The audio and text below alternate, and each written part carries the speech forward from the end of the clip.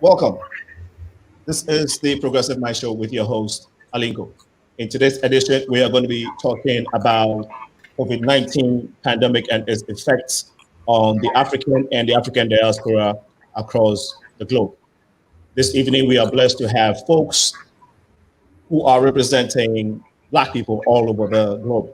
They're going to be telling us how COVID-19 has affected their lives and the people around them. Stay tuned. This is going to be very interesting. We're on Facebook, of course. Like the page, share it so your friends and our friends can be part of this conversation. We're on YouTube as well. Please go on there and like it, share it as well. In the next minute, we're going to be talking to our guests. Before we do that, though, we will take the Captain Mike segment. Right after that, we will come back to the show. Please stay tuned. Captain Mike, are you ready for us? I got you. You ready? All right, take it from here, bro. All right. Well, right now we're going to look at the current conditions at Midway Airport, 84 degrees, which is the normal temperature for this time of year. The record high was 104 degrees. For the rest of tonight, we're going to look at a low of 67 degrees. I'm going to throw in a chance of some stray showers here and there, but mostly it's going to be just light winds out of the north. A pretty nice night to keep the windows open. Tomorrow, not too bad. It's going to be a little bit drier, so it's going to feel a little more comfortable. Friday and Saturday, it's going to be a little warmer, and we're going to have a lot more humidity. Sunday is going to get even more humid, 90 degrees. So we're going to have a big warm up, and it's going to be humid. And I'm going to throw in some chances of a shower for Sunday and Monday. The rest of the week, a little hot, but I'm going to say it's going to be a little bit drier. Turning to sports for the Premier League, we have Man U and West Ham 1-1 to a tie. Liverpool defeats Chelsea 5-3. And in our health and fitness update, we'll talk about dehydration, which is something that's very important now because temperatures are getting warmer. Things are starting to open up a little more. So people are riding their bikes out on a lake and such. So watch out for dehydration. It can sneak up on you. What are some of the symptoms? Well, you have thirst, dry mouth, not using the restroom as much as you normally do, cool, dry skin, darker urine, headaches, and muscle cramps. Now, keep an eye out because if there's severe dehydration, and this is something we need to look out for our younger people and some of our older adults. You have dry skin, dizziness, rapid breathing, rapid heartbeat, sleeplessness, a lack of energy, confusion, irritability. And severe dehydration is a medical emergency, and you need to be taken care of immediately. So contact the doctor, get to a hospital, take care of that as soon as you can. And like I said before, our babies and our older adults and sick people who have illnesses are really at risk because you can't really tell if you're dehydrated or just a symptom of your cold or your flu that you have this summer or the COVID. So make sure you drink a lot of water. So those are some of the ways to overcome it. Drink water early and often, like we vote here in Chicago. Water is the best way to overcome it, but also eat a lot of fruit. You can drink a lot of juice. Sports drinks are good and lots of smoothies too. So that's the health and fitness report, and send it back to you there, Sina. Thank you so much, Mike. You always you're grateful for what you've been doing. I hope that you'll go out there and enjoy some more of the weather. It's beautiful. It's very beautiful. It's beautiful outside. So go and get some more of the weather, and we shall be seeing you next week. All right. Have a good show. Thank you so much. Okay, we're back to the Progressive Mind, and my beautiful guests are here. We have some people in the backstage. We're going to try and bring them on. Let's see. Okay, so we have Junior, we have Michelle. Okay, everybody's here. So tonight we are talking about the COVID-19 pandemic, and how it's affected Africans of the continent of Africa and Africans in the diaspora. With me this evening is Maximilian. Maximilian is hopefully we can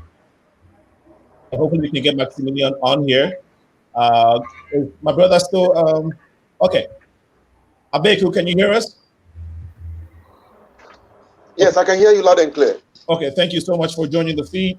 So we have Maximilian. Maximilian is a two-time Grammy Award winner. He hails from Jamaica originally, but of course, a citizen of America. So he's going to be Hopefully we can get him so he can help with the conversation in telling us how the COVID-19 has been affecting folks here and people in Jamaica. KOJOBA is a Ghanaian citizen, but lives in Spain. KOJOBA is going to be helping us look at how COVID-19 has affected folks in, I'll say, West Europe, France, Belgium, those areas. Which KOJOBA is a multi-potentialite, and he's also an independent musician. We have EMMANUEL ABEKU, who is a PhD student with the National University of Public Service in Hungary. ABEKU is here with us to help us look at the Eastern Europe area. And we next to him is Mr. Robert KOBINAH AMOH, who is a mathematician, who is a mathematics teacher at SHOEBURYNESS High School in the United Kingdom. REMI resides in Ghana. He's a Ghanaian citizen. He's at Wisconsin University College. He's going to be helping us as well. Looks like we are missing one person. Dr. T from South Africa couldn't make it, but instead we have Darwin from Kenya, who's going to be looking at the Eastern Africa area. We also have today in our midst KEILA Moreno Salazar. She's an English teacher and a tutor and facilitator at Galejo XP Special social and a social communicator. I'm sorry if I did not get the name right, but when you come on, you can correct me, please. Sorry about that. Isaac OHENEBA DANSO Jr. Is a Ghanaian citizen but lives in South Korea. He is a diaspora communicator and will be looking at the Asia. He's going to try to give us a report in that part of the world. And lastly, we have Michelle Malcolm, who is a veteran journalist and a certified holistic health coach who is in Bahamas. She's also going to help us understand how COVID has been affecting people in that region. Ladies and gentlemen, you are welcome to the Progressive Mind Show again. Thank you. Excellent. Before we continue our conversation, we just like to take a short musical break. When we come back, we try to get into the conversation stage, so don't go anywhere.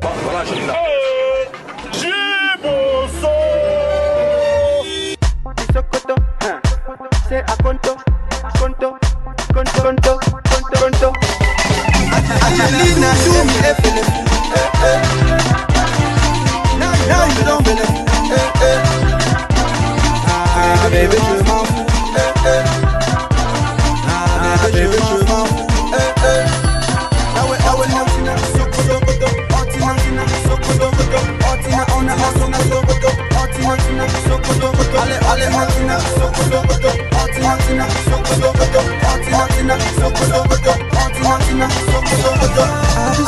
I love you, but you tell me no.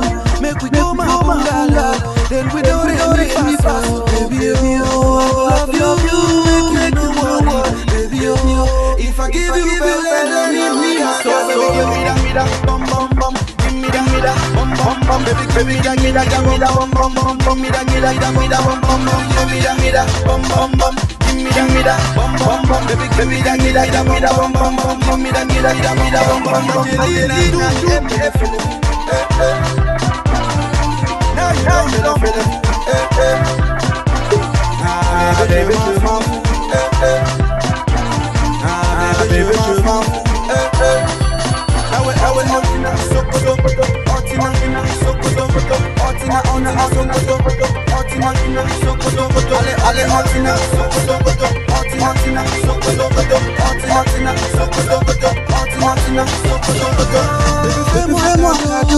Baby, donne-moi tout vas-y. Baby, be my Belinda. Baby, donne-moi tout vas-y. Baby, oh, I love you, make you want. Baby, oh, if I give you better, give me that. So baby, give me that, bum, bum, bum. Give me that, bum, bum, bum. Baby, give me that, bum, bum, bum, bum. Me that, bum, bum, bum. Give me that, bum, bum, bum. Give me that, bum, bum, bum. Baby, give me that, bum, bum, bum. Give me that, bum, bum, bum. Angelina, do me everything. Now you don't believe in it. Baby, je m'en fous. Baby, je m'en fous.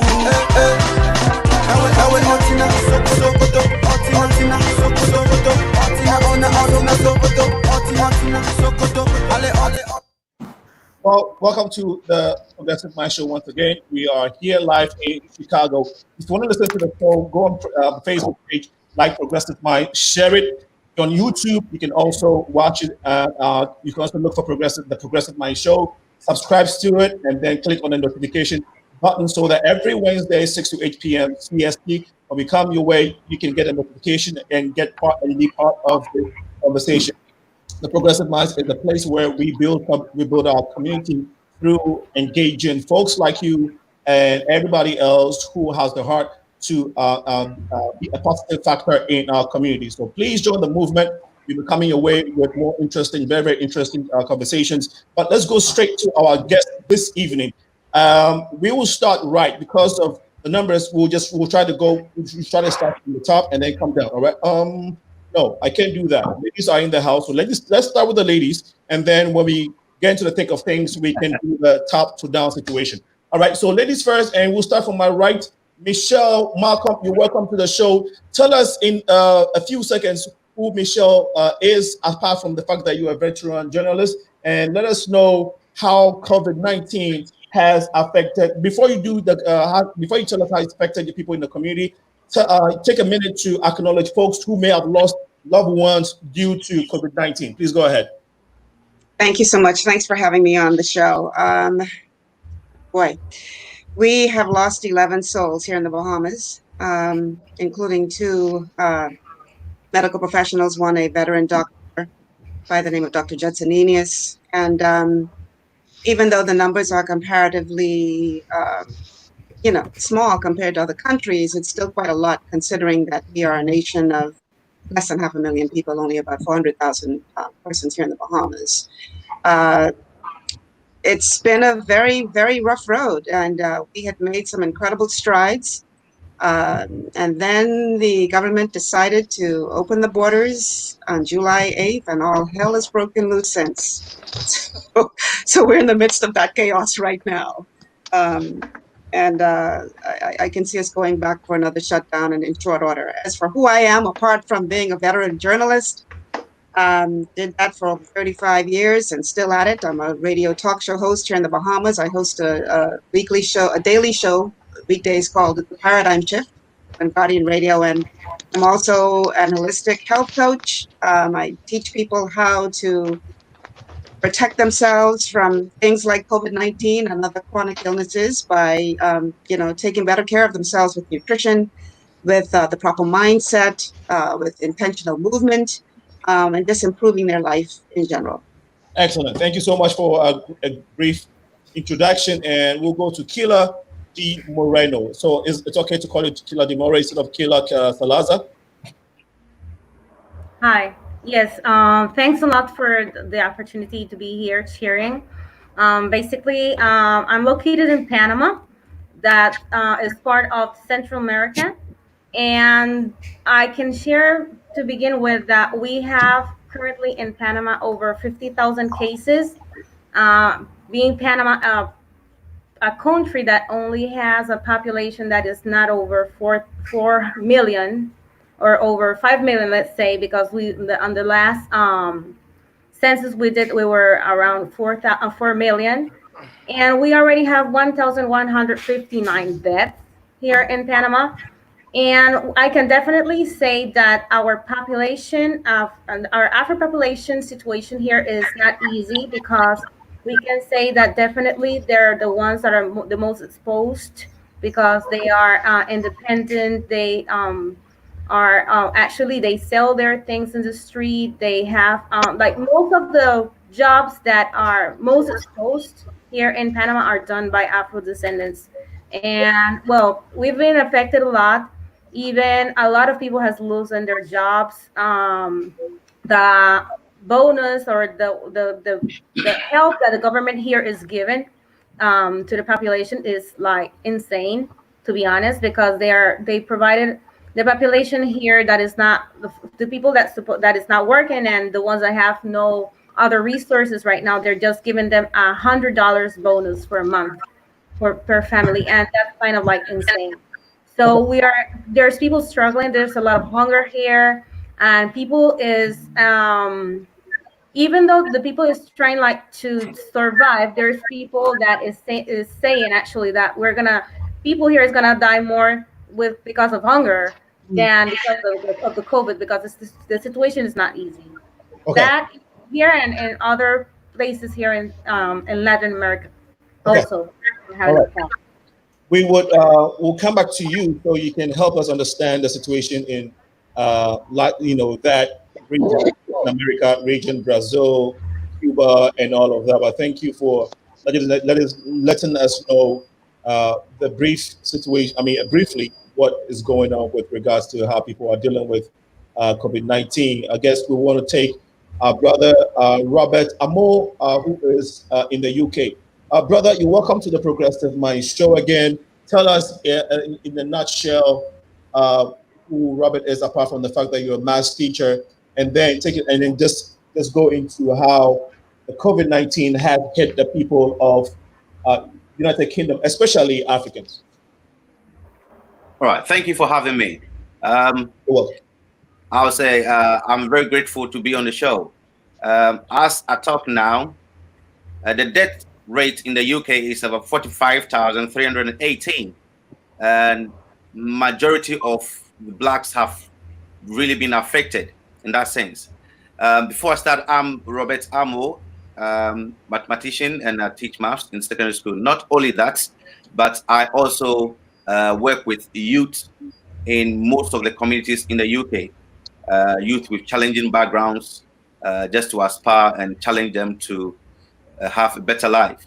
And these are challenging areas, and I would say that the impact of COVID-19 has really hit the blacks in particular, and most particularly in areas where we have Africans who hardly have means to live properly. In that sense, I would say that COVID-19 has really have a great impact in the lives of everybody in the UK, especially the black minority in the UK.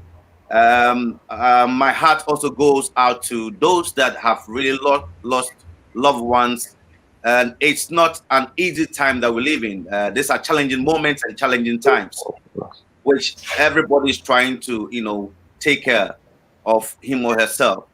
For now, I would say that the government has really done very well, and especially in the educational sector, we had key workers' children going to school non-stop. I mean, we didn't have a break for the key workers, such as nurses, doctors, those that are in publicly, like those that drive lorries and stuff like that. So we had the key workers' children going to school constantly, non-stop. And as a result, even though we didn't have all the children in school, yet we have majority of students coming into school. So briefly, I would say that it's been challenging, but by the grace of God, we are still surviving and managing the times that we live in. Thank you. Absolutely. Thank you so much. So let's hear from our brother KOJOBA, and then we'll come to Remy. Hi. Yeah. So we know you are KOJOBA is my brother. I'll say that. This is my uncle, but for brother. But, so you live in Spain, and you are a musician yourself. So tell us in the next 5 seconds what else you are into, and then let us know the situation in Spain. Well, thank you very much, Senna. Once again, my name is KOJOBA. I'm a multi-potentialite, and I'm an independent artist. On a daily basis, I work as an engineer, as a naval welder here in Spain. Well, back in Spain. Now I'm in France. I'm traveling by road through Europe this time, and now I find myself in France. Okay. So yeah, go ahead. Currently, what the situation is with when it comes to COVID-19 in France. I mean, well, now that you're in France, you can tell us France, and then maybe we'll go to Spain. Well, I'll start from Spain. I'll say back in Spain, Spain has been, declared the West country, we've been hit the very hardest within Europe with about 15,000 people dead, right? And then in Spain now, the situation is better. If you're within Spain, you find out that things have really been good over these past few months or weeks, I'll say. Okay. And if you compare that to other parts of Europe and the rest of the world. Okay. All right. Thank you so much. We'll come back again for further details regarding what's going on. But Remy, all right. Remy is in Ghana, another brother of mine. Today I have all my family members on the show, so it's all good. Remy, tell us the situation in Ghana. Okay. Thank you.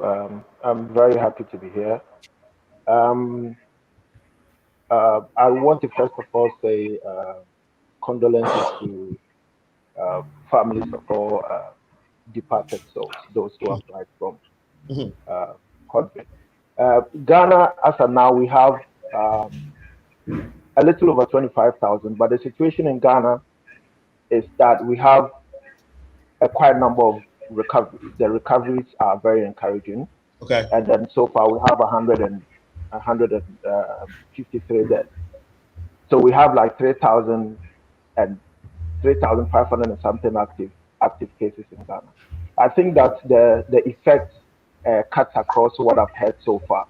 I mean, in Ghana, we have our issues already.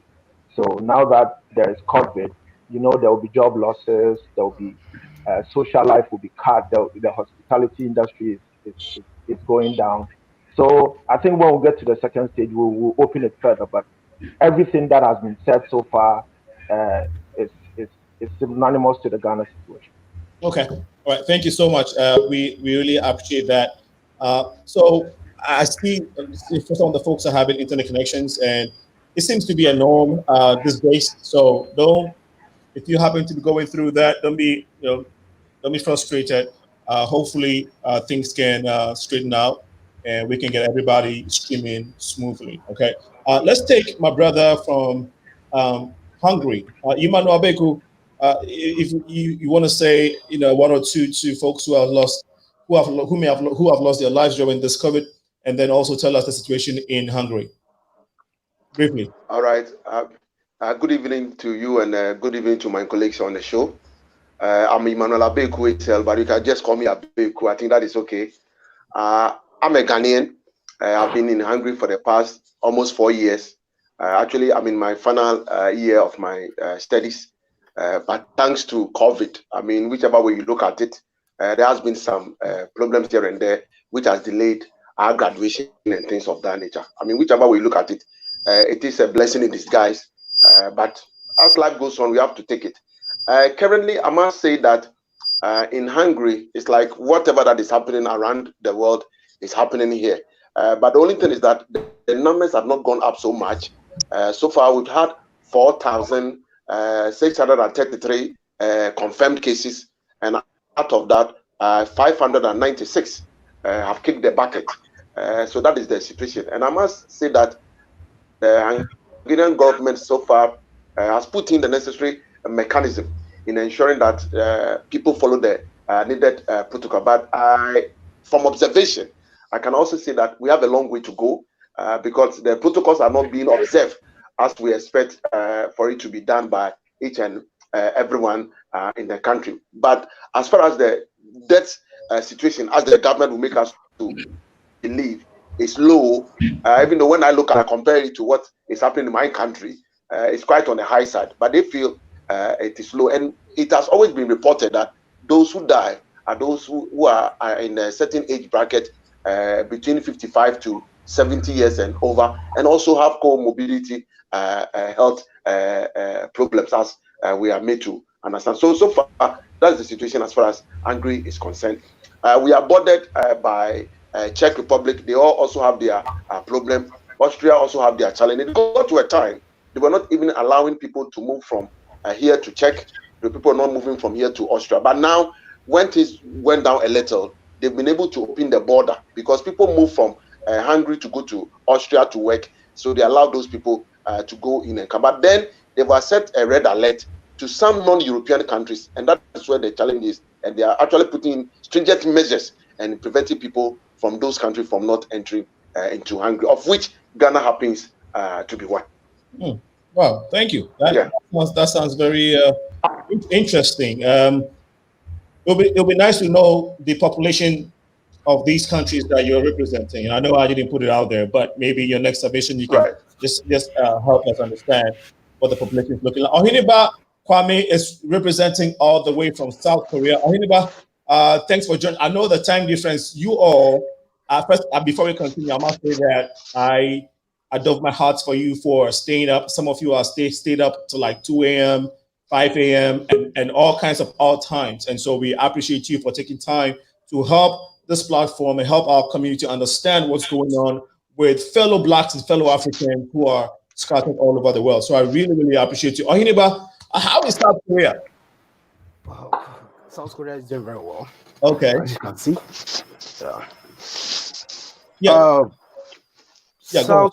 South Korea has almost about 13,879 confirmed cases, and their recoveries are very, very huge. 12,698 and 297 deaths, which is very encouraging as compared to the world. We are one of the countries which has been recommended by the World Health Organization for the management of COVID. If you can see, majority of Blacks, the good news is that no Black here is dead. So no Black life has been touched.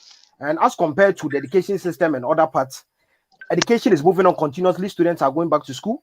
There was no lockdown. Lockdown was done in only one particular area in Busan, which the disease was centered. That is where it manifested from, which emanated from China to Korea. So as it stands now, sanitizers are all over. The thermometer gun is all over. Everywhere you pass, supermarket. So if you compare this to the international world, you see South Korea is far ahead. We were recommended all over for our work. And the government has laid down measures that every individual that enters the country should be quarantined, mandatory. Yeah, and partially the bills is being taken by government and some by the individual.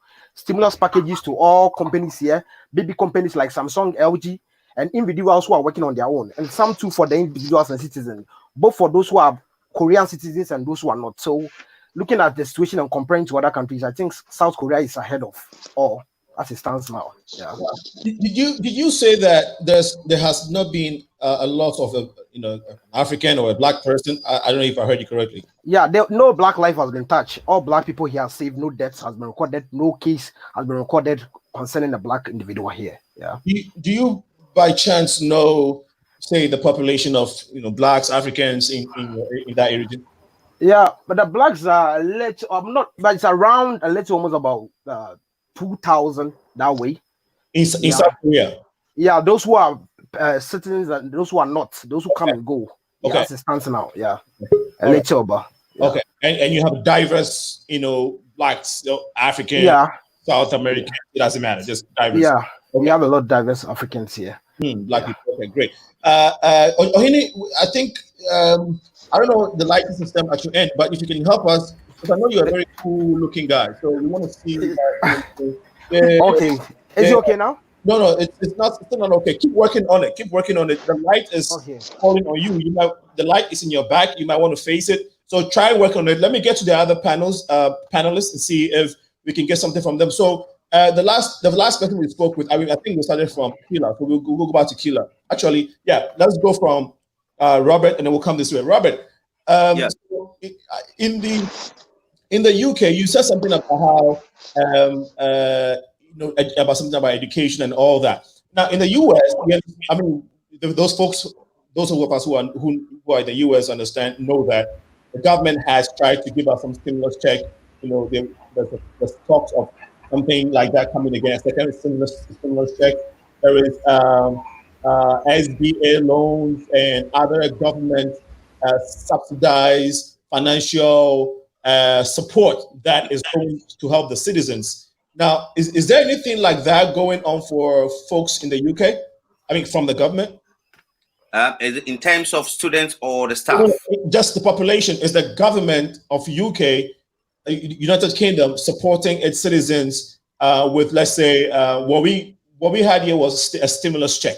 A stimulus check is basically what a government gives you money and say, take this you know, you don't have to pay tax on it. You don't have to use, you know, just take this money and then use it for your expenses, your living expenses. It's not for rent, but basically living expenses. Do you have anything of that sort in the UK? I mean, is the government taking care of people like that? Yes, the government came out with some scheme to support every citizen that was working and paying tax. In that sense, so people were supported fairly and to the tune of about 80% of their salary. Okay, they were getting paid, with 80% of their salary. Those in the education were very fortunate, and they were getting their full salary in that sense because they were still working and dealing with key workers, children that were still attending school. Okay, so the government came out with a lot of schemes to support most people that were in work in that sense. So if you're not working, then you were toast. Is that what it is, basically?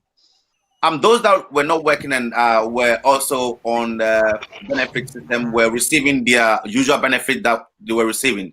So nothing changed in regards to that. Yes. Okay. All right. And do you know of any loans or grants that are kind of infused into the economy just so it can stimulate the economy? Do you know of anything of the sort? One of the schemes of the government was to support small businesses that were struggling, so they could access a soft loan to, you know, encourage their business. So it's one of the things that really helped people that were really struggling as a result of the COVID-19. Okay. So there were a lot of support for small scale businesses as well as those that were in mainstream as well. No, that's wonderful. We have Maximilian and Darwin also came back on the line. We'll try to get to them in a short while. But before that, to go back quickly, do you know of any of that? Same question to you. Can you respond to that? Yeah. I mean, it's people receiving grants here, public grants here, and unemployment benefits. And also, I mean, there's no discrimination between Black people or Spaniards, you know, or regional Spaniards, but everybody has the opportunity to receive such benefits, is unemployment benefits. And then those who don't have jobs or who weren't working before the pandemic are also receiving helps from, you know, independent foundations. Okay. Yeah. Well, that sounds great. KEILA. Yeah, here in Panama, as I mentioned at the beginning, they do have like an amount of money that they are providing the people is $100, but you have to be in suspended contract, or there should be an evidence that you are not working so you can apply for it.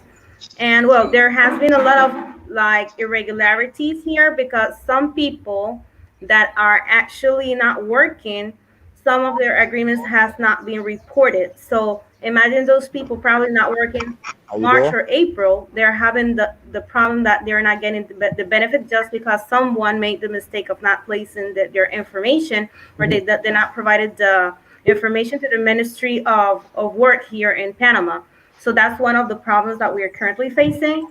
And the other benefit that we can say that was provided to the whole population is that we have like a moratory, so we don't have to pay to the banks and to the houses right now, but of course we will have to begin paying again once this thing is over. Is actually until the 31st of December of this year. So right now that is one of the benefits that people has, but you have to actually demonstrate that you don't have any income so you can apply for those benefits. Okay, that works. Remy. Yes. The Ghana story is that in April, the government announced free water for 3 months. That's from April to June. Free water. And then there was free water supply. Okay. Yes, for the country for 3 months.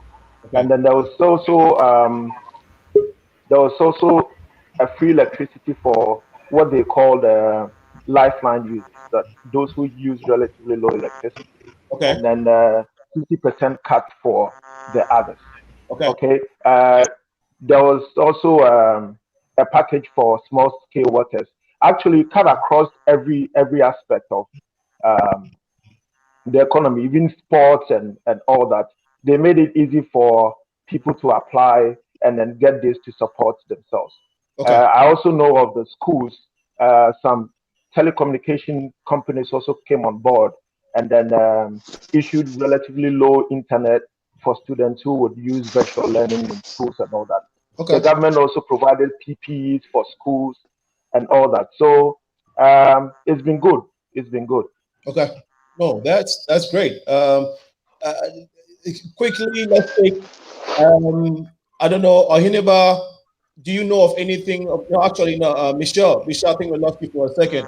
Quickly, did you know of any? A mistake question to you. Do you want to respond to that? The government has provided some assistance for those impacted. There have been massive job losses. Keep in mind that in the Bahamas, our main source of income, revenue is tourism. And with no tourists coming in because the borders up until July 8th had been closed, hotels had been closing, which means that thousands of people were laid off. And so the unemployment rate skyrocketed, and the government has quite frankly done what it could, but it's been struggling to meet the demands of all of these people who now find themselves out of work. So there has been some subsistence as it relates to small monetary injection.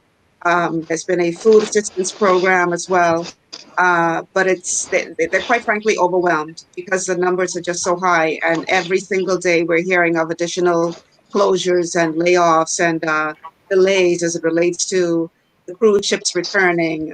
And so hotels that had been projected to open as early as July are now saying we're going to wait until the fall. And it's a pretty bad situation. Keep in mind that we are just still reeling from Hurricane Dorian, which decimated two of our islands, ABEKU and Grand Bahama. And, you know, just having come over that to be hit now with this, it's like a double whammy for this country. And so it's been pretty tough, and it's going to be a very, very tough road ahead. Okay. Thanks for what's going on. 30 seconds. Do you have anything of this sort going on for people in South Korea? OHENEBA? Yeah, South Korea, the government has been very, very well with us. He has treated everybody equal. Africans, Korean citizens, they've been support all over from independent bodies and the government. So, because if you look at Korea's economy, majority of our economic stand on production and tourism. Which the government has supported most of hotels and recreational centers and production centers like Samsung hotels and big hotels like Hamilton and the rest in the world. The government has invested a lot, which is still doing. Just as I'm talking to you, next week he'll bring another policy which is going to help people who are no Korean citizens get extra income based on the COVID-19 outbreak. So looking at all this, the government has scored like 90% relating with everybody in the country. So I'll give the government a thumbs up for that. Looks like South Koreans are beating the other countries. It's a competition. Let's see which country can outdo South Korea in terms of their support for their citizens. It sounds good. I mean, every other countries are doing excellent. And so, I mean, in trying to handle this pandemic, which has hit humanity very, very hard. Emmanuel, quickly.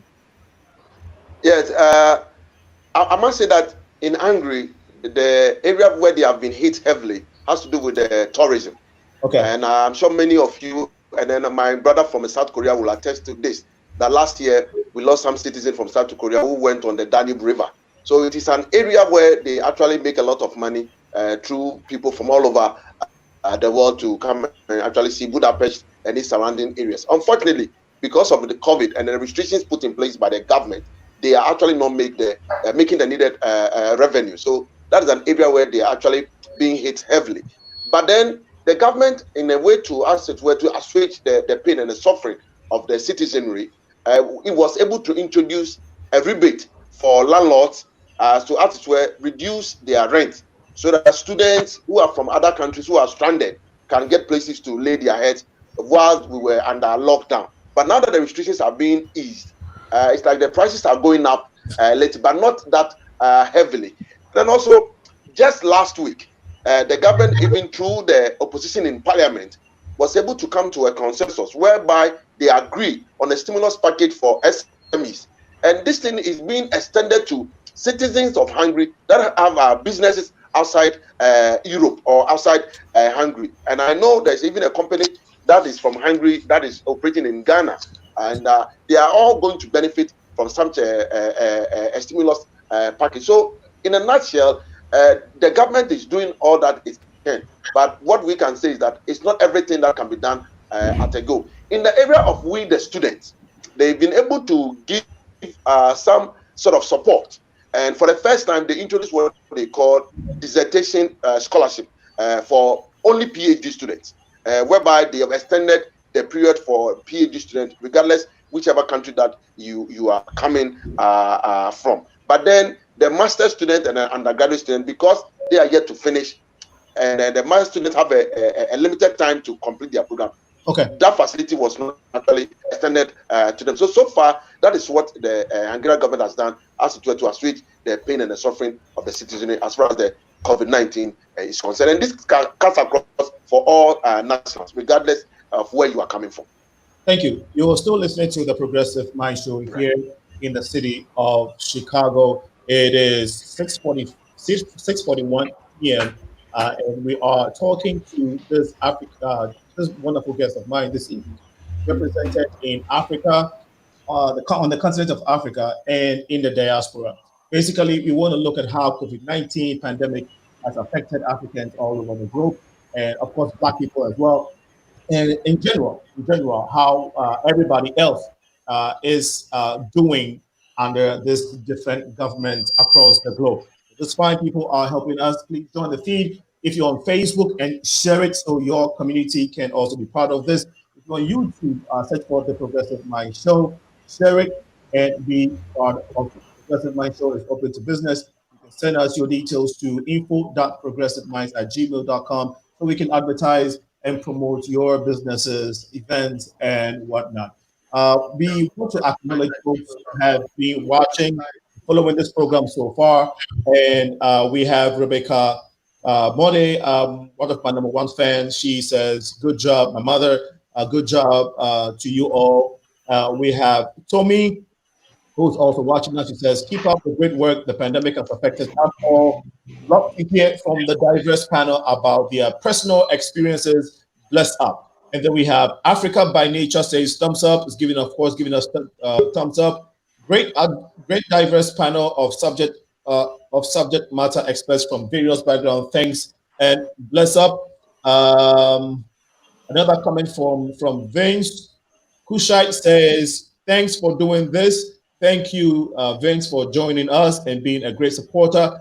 Dr. Portia says, great topic and guest. Thank you so much, Dr. Portia, for your contribution. Tommy again says, great diverse. I think we read this already. Asibi Ayimpoka Azaz. She says, I see you, Robert. Robert has a fan there. And then Mike says, full house. And then Asini says, great discussion. We have Ish Kofi Plato, I think, giving support to OHENEBA. And then we have Kizi in Son's lovely day. Oh, thank you so much, Kizi, for joining us. Kenny Renovat says, very impressive connection for our brother all over the world, discussing COVID-19 impact. Good job. Thank you so much. Ashia says, hello, good to see you. You are doing a great job to inform the community. Thank you so much, Ashia, for your contribution. Please share the feed. If you haven't done so to my panel, make sure you do so. That way, your community, your family and friends can be part of this and can be a contributing factor as well. We have Noble Childress, who says, thank you all for this information. We thank you, Noble, for being part of the show. Please share the feed so that we all can be a part of a change in our world through these dialogues. We have Maximilian. Maximilian is from Chicago. He's originally from Jamaica. He just joined us. Maximilian, my brother, how are you? How are you feeling, man? How's everybody? Everybody is doing well. You can see the the energy is hot. The vibe is up there.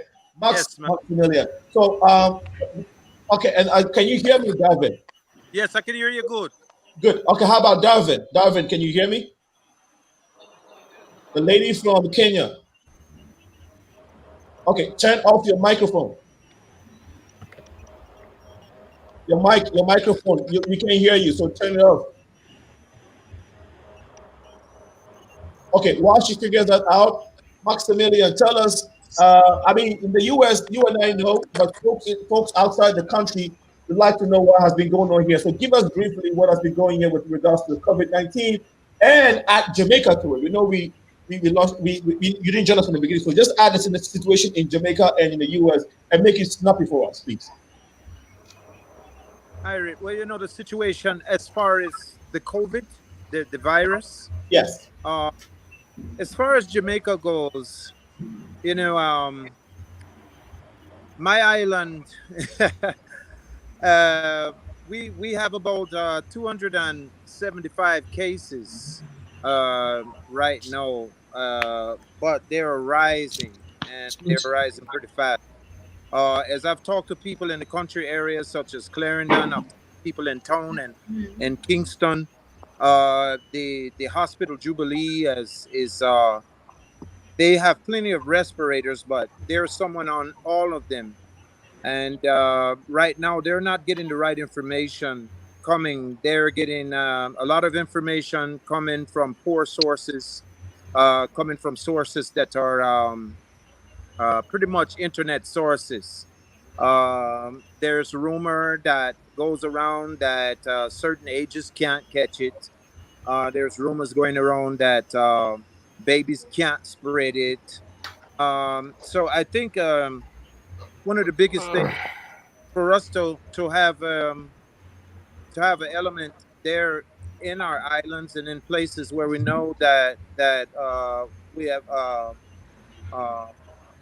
Black inhabitants, that we have someone who will come and give the truth to us about what we really need. And I think that our cases would go down. And then I think allowing, and I hate to say this, but allowing other countries in right now to Jamaica is one of our biggest mistakes, because we're still accepting people. In terms of tourism. Can you say that? You said Jamaica is still accepting people in terms of tourism? And yeah. Okay. Very surprising, but that's what they're doing, you know. So I think that's why our numbers are rising, because a lot of the Europeans came there and we allowed them in there, told them to do the 14-day quarantine, and they didn't. And now we're seeing numbers, all of the numbers that we had there at first, there were 62 in the beginning, all imported. Now it's risen. Now, okay, so thanks for letting us know the overall condition of COVID-19 in Jamaica. So before you talk about how it has been in the U.S., I also want our audience to understand that the man we are talking to is Maximilian, and the only Maximilian, who is a two-time Grammy Award winner. He is the famous international musician who made the remix of the famous song "Sexual Healing," the reggae version or the raga version of it. Tell us about that, bro. Yeah, man. I'll tell you what. Before they allowed me to even do that song, Marvin Gaye's Family, it was one of the last songs that Marvin Gaye, American composer and vocalist, that he had put out before his untimely death. You know, Marvin Gaye was killed by his own father. He had found himself to be on drugs in the latter part of his life, and Sexual Healing was a song that he really wrote about, you know, his love that he never really got to express to the lady that was always counterpart with him, Tammy Terrell. They both sang together on many songs, Ain't No Mountain Higher Enough, and some of the other ones that are very famous to our ears. It was a real honor to be able to do that song. So the family, before allowing me to do the song Sexual Healing, They flew me out to Georgia, and with so many artists now doing things that are explicit, slackness, as we say in the West Indies, but a lot of the stuff is slack. They wanted to make sure I wasn't going to put slackness in that last piece of art that they did. So I tried to bring it back classy, make it danceable, let people be able to move off of it and dance off of it. And there is a remix coming to that remix, done by some very famous producers who I'm working with right now, Major Lazer. So you guys look out for it. But it was a true honor to be able to redo that song, and it was the launching of my career as an international professional. Thank you, and we wanted to hear the brief story of COVID-19 in America, but yes, I think we missed that.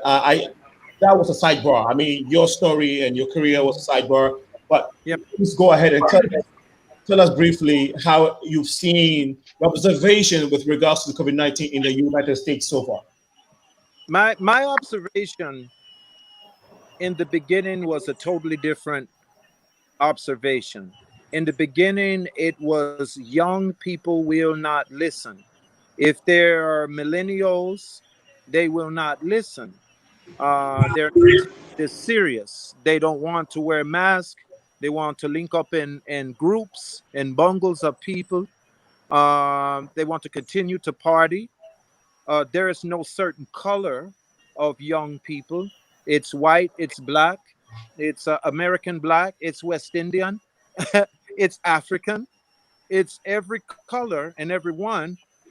But for some reason, those that are in the millennial stages of age are not taking it serious, even though they're suffering many deaths. And us as people here in America, there's a lot of West Indians here. We were told the myth that no one black could catch this in the beginning. And as professional football players, basketball players, as people from many, many different walks of life now are coming forward, I'm seeing more people wearing masks, but they're wearing them improperly. So the wearing of the mask improperly, you may as well not have it on at all. If you're going to keep it on your chin, like a beard cover, or if you're going to put it over your mouth, like a mouth cover, and you're not covering your nose, then you're still going to be able to catch the virus. So I think the lack of communication as a full has affected our people here in America, has affected Americans, seeing the lackadaisical way that they will go on without wanting to wear a mask. The leadership here, as we all know it, is very pathetic at this time. I'm a West Indian, and another person, Shaggy, and some of the other people in the music business, I fought for this country as an Army Ranger. I was an Army Ranger, Special Forces soldier. That's how I got my dual citizenship with America. I fought in the conflict, in Desert Storm conflict, and I did work with Iraqi Freedom. Many of us prior military are even getting the wrong information, but some of us know the right information. So giving this information now and being able to have this platform right now with you, Alinko, is a major thing, because I want to let my people know while I'm right now, not only to the West Indies, not only to us as Nubians, Africans, Asiatics, that you have to cover your eyes also. And I know it's a bit extreme because you're having people who really don't even want to wear masks. But if you're not covering your eyes, you can catch. That's why there are face shields being given to first responders. If you're carrying on a communication with someone who has their mask properly and it's not covering their nose or their mouth, you can catch this virus through your eyes, not only through your nose and mouth. So they're not giving us the correct information. And the only reason I know this information is because of my experience with the special forces and with chemical warfare and biological warfare. We're trained that as soldiers, that anything that you can catch through your nose and your mouth, you can catch through your eyes. And especially in closed-in, controlled spots and areas. Okay. Well, thanks for giving us giving us your detailed information, detailed knowledge about what is going on with regards to COVID-19. Thank you so much, Maximilian, for helping us understand that. Now, let's get back to the rest of the countries surrounding where you are residing. And so I'll start from KOJOBA. So you talked about no, I'll start with Robert. Robert, you in the UK and the media countries there, Ireland, Scotland, Wales, and all of that. Generally, this because we want to move on to the next one. What is your observation? What is your perspective when it comes to how COVID has affected those regions outside the UK? Thank you. I think the government has done so well in regards to tackling this issue and this pandemic.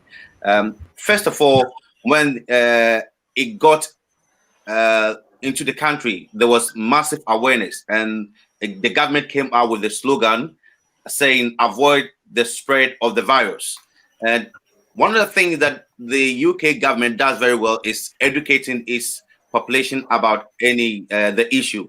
So there was much education about the pandemic, and again, that was when the issue became serious, and the government had to shut down so many areas of the economy, which in a long shell affected so many people, but yet there was support from the government as well. Most people benefited in a sense because, for instance, those that had opportunity to work from home even though they were not going to work, they had to save. They were able to save some money as well in terms of transport. But those that had no other choice but had to travel for work, they were the ones that were hit most. But even that, as I said, they had much support from the government. Again, the government moved its strategy from avoid a spread of the virus and then went on to stay alert. That was when the government started easing some of the things in the economy, started opening up. Even though it's saying that, okay, we've opened up these avenues, but yet you have to stay alert because the virus is still out there. And I like what my brother said from the use of masks. Now, a lot of education have gone into it. Even the way you wear your mask and how you move it is very, very important. Because if you don't apply the proper method of removing and wearing it, you end up affecting other parts of your body as well, which you can get affected. So I think that in a nutshell, UK has done very well in tackling the issue, but I still believe that there's more to be done. Thank you. I guess I should have been more specific with my question. You live, so the United Kingdom comprises of Wales, Scotland, and all of that, right? And you live in England. Yes. Okay, so I guess what I was trying to get to is specifically Irish, Scotland, but I guess that your explanation gives us an insight to how things are happening in the entire United Kingdom, which comprises of Wales and all of that, those countries. So thanks for helping us understand that. KOJOBA, you know your friends. How is it looking for neighboring countries around Spain, which is Belgium, Netherlands, if I'm correct? Yeah. So just like I started, but I'll go on the reverse in a bit. For a bit, I'll go in the reverse by answering this question because before countries started locking down, countries started shutting down. Okay. I moved from Europe to the US, right?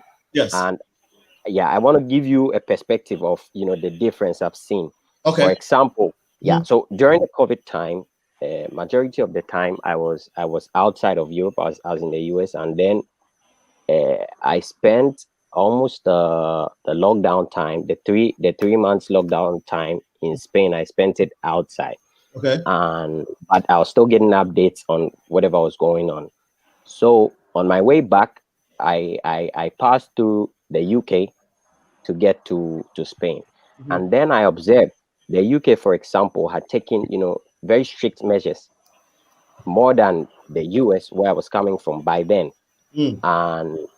And getting into Spain also gave me another perspective that Spain actually had taken strict measures more than the UK by then, and then the US. Okay. What I'm getting at is that even before I come to neighboring countries here in Europe, I'm speaking in general, as in the whole, the worldwide perspective. I think Europe has handled this COVID pandemic in a very good way, a very good way as compared to maybe the US and how we call it, maybe Africa and the rest of the world. Um, I'll say that within Europe itself, even if we take Spain as a country, we have tackled it from province to province. Every province has put in some measures that will make sure that people migrating from one state, which we call province here, from one state to the other, do not carry the virus to other states. And then I think they have handled it so well, and other European countries have also adapted it very well, and then it has helped to curb the spread of the virus. Okay. Actually, I've been on the road for the past 5 days. Yeah, I've been on the road traveling from Spain to the Netherlands, and like I started, I'm in France right now, and I realized coming from Spain, we had gotten to a stage that you could move around without your mask on. Okay, you could move around, in public spaces without your mask on. But when you're going to maybe a supermarket or an enclosed area, then you're required to put your mask on. Okay. But then getting into France, I think just last Monday, it was made a strict rule to put your mask on anywhere you go. And I hear that in Spain, even now, it's the same. When we're heading towards Holland, so we also seek for information over there, and then we're hearing that in Holland right now, it is open. You can go without, your mask into open spaces. But then famous places like the Red Light District and other places have been shut down due to the pandemic. Okay. I think it varies from country to country, and even within countries itself, there are regions or provinces or states who have taken strict measures than others, and so I think it's very relative. If you're talking about how surrounding countries or communities have handled this whole corona situation. That makes a lot of sense. Because every country have their own policy, so definitely they'll be handling differently. But it's good. Thank you for saying that, because it gives us an insight to what is going on elsewhere in the world. Thank you so much.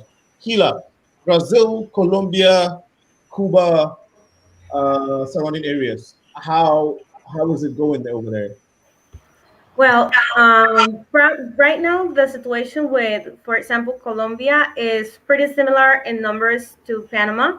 Okay. And in the list that they currently have with the amount of cases of COVID, actually right now Brazil is the one that's leading after United States.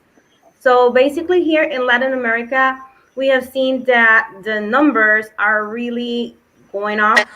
And for example, in places where we have our population, there are even more numbers. Now, the thing is here that if we analyze what's going on around, there's a lot of people that is actually not following the guidelines. Because, for example, here in Panama, we have like strict measurements where we women can only go out Mondays, Wednesdays, and Fridays, and men can only go out Tuesdays and Thursdays. But even though that is happening, the numbers are increasing, and in a huge way since almost 2 or 3 weeks ago. And that also, I've observed what I've watched in the news and what I've read, that things, similar things are happening around the area, but it's more, I think it's a cultural thing, because people here trends to, for example, in Latin America, we actually are so like into hugging people. And and now right now people sometimes people is not realizing that we're in a situation that we cannot be doing the things that we used to do. We have to limit our contact with people, keep our distance, and do what we are supposed to do and respect the guidelines that we are given. And if people is not applying that, then we cannot expect numbers to go down. And the thing here is that numbers, instead of going down, even that we have been locked down for a long period, even it's still going up and worse. And the numbers in Latin America, as I mentioned you, they're still going up. There's regions that actually are keeping the numbers low, but definitely what is like between Panama, Colombia, Peru, I also saw Mexico. All, if you see America, is kind of crazy, the numbers going up. So yeah, there's a lot of things that people have to they have to create conscious. They have to be conscious of the situation. And I know some people is saying like, no, I have to go and work. I have to go and get the money because I don't have, might not have anything to eat or things like that. But I as I've been explaining to people, you have to look out for strategies, because most people here with businesses and people around the world with these regions with businesses, they had to reinvent themselves. If you had a restaurant, well, now I have to do delivery. It's not to have delivery, but I have to do that now. Or a lot of people have been opening online businesses because they have to look for a way to succeed and to do their things. Okay.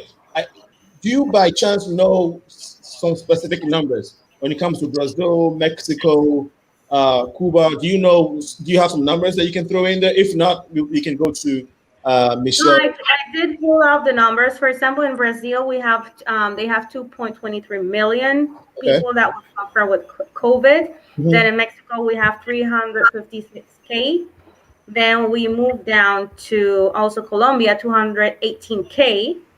Then if we keep going down, let's see here, Ecuador, 77,000.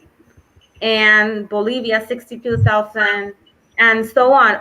The numbers here, even here in Panama, where we have only a population of almost 4 million inhabitants, we have 55,000 people here with COVID. Okay, so you mentioned Ecuador. What's the population there? Do you have the population of the countries as well, or you only have the COVID number, COVID-19? Right now, I have their COVID number, but I can actually pull that out for you. No worries. No, that's good enough. Thank you so much, Michelle. Yeah. Yes. So, you know, I guess like so many other places around the world, the numbers are rising, even though the Bahamas had made some really good strides in terms of taking early action, shutting it down when they needed to. And we saw the curve flatten, and then they made the decision to open the borders. And just to give you an example, yesterday the headline was that we were at 174 cases. That said, there were 70 new cases since July 8th. Well, I just got the update a few minutes ago. We're now at 209 cases. Okay. So it's soaring. And I think the difference between what we see happening in the Bahamas and some of the other nations in the Caribbean, where they seem to have a better control of this, is everybody is pretty good at putting plans on paper. But the problem is when you don't implement those plans, when you don't enforce the plans properly. Okay. And I think that is what we are seeing in terms of which countries are managing this better than others. And so that's what we're facing right now. If you're looking at specific stats from around the region, I think I was looking at the same document that my other sister was looking at. And I'm just scrolling down here. Let's see, I just saw Cuba there for a second. But across the board, numbers are still going up because a part of the problem is people just don't understand the seriousness of it. They think that they're immune, that it's not going to impact them, it's going to affect somebody else until it comes home to them. And so that is a part of the problem. People just need to follow instructions, and things would be a lot better if they did. You know? Do you by chance have some numbers for Trinidad and let's say those other islands around Bahamas? I'm trying to pull it up right now because this document that I have is the entire world. So and it's stacked according to the numbers. Okay. While you're working on that, let's take from what is called OHENEBA. In China, where this whole thing started, of course, you are closer to China. Japan and maybe Malaysia, Dubai, those areas. What are you hearing? Yeah, with the COVID-19, the most is somehow a little bit controversial. He mandated from Asia, but as it stands now, Asia has been able to solve and prevent it very well as compared to other parts of the world. Okay. You see, when you look at countries like China, which is very close to South Korea, China has been able to prevent the sickness very well, the COVID very well. But the issues that the Africans they are facing is the racism. As we all know, it was on BBC and all over. Racism. Okay. Africans are being kicked out of hotels, McDonald's, and all public places. So they are not getting the opportunity to relate well with the Chinese community. Landlords are kicking Africans out of their homes because they feel now the sickness with Asia has been solved, but now it's in Africa. Okay. So now the whole thing has turned upside down. So the Africans in China and other parts of the world are facing Asia are facing it very hard. And with Japan and Korea, they had a little bit of trade banter, like a little bit of confusion in trade. They were boycotting some stuff from China, Japan, and Korea. They were having a little bit of skirmishes. Okay. But as it's now, the COVID has been able to unite both countries because they all have to come together to fight it within the Asia region. So this brought China, Korea, and other countries on board. They formed a union to kick the sickness. So if you look at a country like Malaysia, Thailand, and stuff, all this sickness has come down. They didn't even increase with the numbers. It entered Japan very late. The sickness entered Japan very late. But as it stands, all Asia countries are free. And it has fostered a great unity among all Asian countries. So you see all Africans in Asia coming on one platform to find a solution to it, and even the indigents. So it has opened up. It's a very great news for us. We have its bad side, but on the other side, it has been very, very beneficial. Taking out that racism part which Africans are facing in only China. If that one is out, we can say we've chopped some success. Yeah, Asia has chopped a lot of success. Very great success. That is very, very insightful. Now, with regards to the racism that Africans were facing, we saw a lot of that on social media. Has that mitigated? Yeah, as it stands right now, the Chinese have got to understand that the sickness, as is compared to the figures, no African in China has that sickness. Okay. Oh, okay. Yeah, it's when the sickness arises from the initial stage, only one person had it and he has been free. He has been treated and discharged. So the president sat down with some other people to see that no, the sickness is not coming from the Africans. It's coming from people who are coming from America who import it into the country. So it's not coming from Africans as we are targeting them. So as it stands, all presidents and all leaders have come together and the problem has solved, and you can all see it was on BBC that unity is all over and all Africans are going around doing their own duties around. Yeah, so it's a very good news there. Yeah. No, this is good to hear. Folks, if you didn't see or hear it back in maybe 2 or 3 months ago, we saw on social media the plight of Africans in China. It was really bad. They would not even let pregnant women into hospitals. Black people were treated like like crazy. In this pandemic, people's bags and belongings were thrown out. People had to sleep on the streets. There were a couple of Nigerians, Ghanaians, and all other blacks in there, and it was pathetic. We didn't know what the UN did about it, but of course, a lot of times when stuff is happening to black people, well, the UN doesn't come in. So this went on for some time. So we're very glad to hear, OHENEBA, that you're saying that the situation has calmed down, and folks, black people who are sojourning in Asia, especially in China, do no longer have to go through some of these things that they had to endure. And in fact, COVID-19 has brought some sort of unity within the human race on the Asia side of our globe, and this is good to hear. Maybe next time we can do a specific show on the living conditions of Africans in China or in Asia. Thank you so much. We want to go to what do you call it? My brother Remy from Ghana.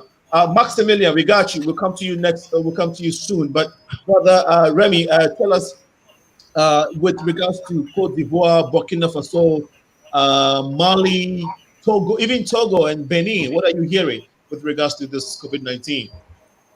Okay, so the education minister some weeks ago, while addressing the press, made a profound statement. He said that the virus doesn't move, people move. Moving. Okay. So yeah, so the first case was recorded in Nigeria late February, and then within a month, the virus has spread to almost all 17 West African countries. So what happens in the region is that there's a lot of trading going on. You know, Ghana shares borders with the Ivory Coast, Togo, and Benin. Yes. Within these three countries alone, there's a lot of trading going on. Trading, yes. And then, yes, before COVID, you know, Nigeria had actually closed its borders.